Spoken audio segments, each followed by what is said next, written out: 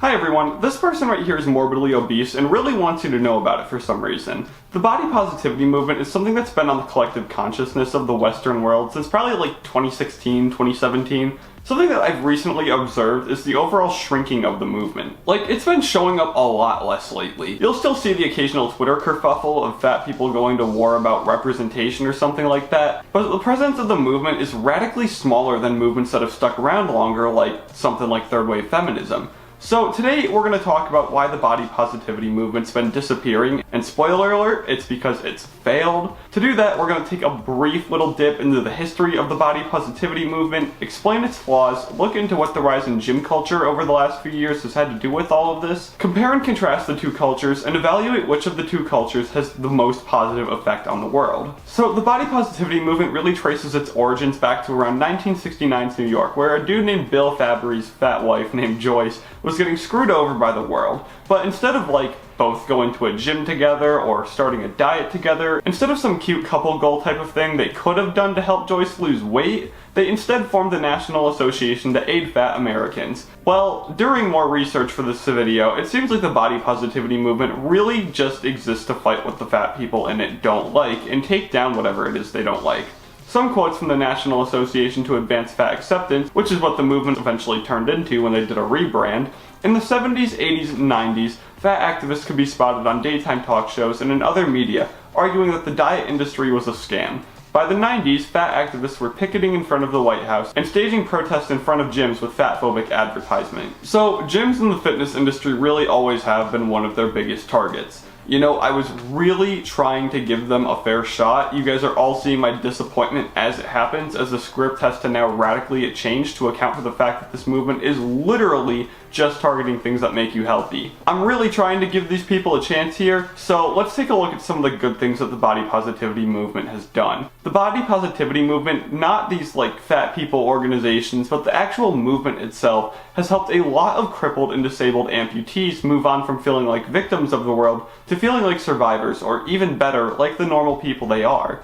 Too many people like them are cast to the wayside by the world for factors outside of their control. Same goes for the people that have actual genetic issues resulting in them being overweight. In the decades prior to now, people with genetic issues got lumped in with people that made self-destructive choices that led to their obesity, and that wasn't right.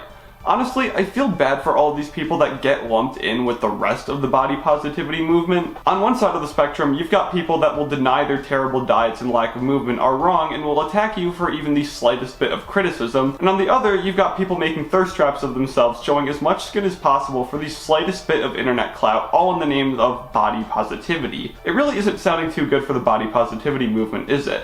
The circle of thirst traps and the average Reddit users enclosing all aspects of social media sounds pretty horrible. Is there really any hope that the body positivity movement can really still help people go from being unhealthy to healthy? Yeah, buddy!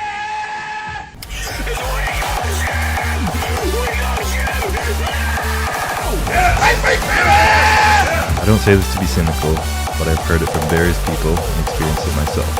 Yeah, buddy! It's on now! And that pushed me to get my nutrition under control. We go gym! We go gym! Over the last year or so, we've seen gym culture go from some type of dude bro thing to something mainstream becoming easier and easier to get into. And honestly, the normification of gym culture is probably one of the best things to happen to society in a while. Really, it's probably the best thing to come from the manosphere.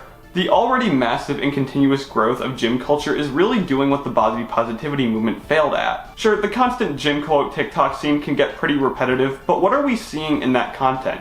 A bunch of guys and girls trying to motivate each other to do better, to get healthy and stay healthy. Correct me if I'm wrong, but that sounds like real body positivity to me. And what brings a smile to my face is getting to see videos of amputees doing stuff like deadlifting. Man, if you can't see how inspirational shit like this is, then there's got to be something wrong with you. Gym culture is doing what the body positivity movement should have done from the beginning all the way back in the early 70s. I've literally never come across any form of gym video passing judgment on someone's body size. In fact, it's typically the opposite. I'm sure it's real, but in my opinion, at least, I feel like there's more judgment in the body positivity movement side of things than there is in the gym culture, and I don't think I'm the only one that thinks that. It's honestly hilarious how the community of big, sweaty, scary-looking dudes are more open, accepting, and inviting than most other online communities that claim to promote diversity and inclusion. So can these two communities coexist? Can there be some nice middle ground between the two? Honestly, do we really want them to coexist? I feel like the gym community has done so much more for genuine body positivity than the body positivity movement. People in the gym community will give you thorough, detailed steps and instructions on what you need to do to get yourself in shape, and you'll find tons of people there willing to support you on your journey of making your body look the way you dream of it looking. Whereas the body positivity movement, as we know it now, will gladly tell you that your morbid obesity is totally fine and that the world needs to change for you. Yeah, the world could definitely be more inclusive towards fat people. However, what's better for fat people? A group of people that want to make the world easier and more comfortable for you, or a group of people all there for you to lean on and support you as you fight your way through a real healthy lifestyle? Even if you're someone who suffers from genetic issues that hold you back from losing fat and or building muscle, there's still room for you over there too.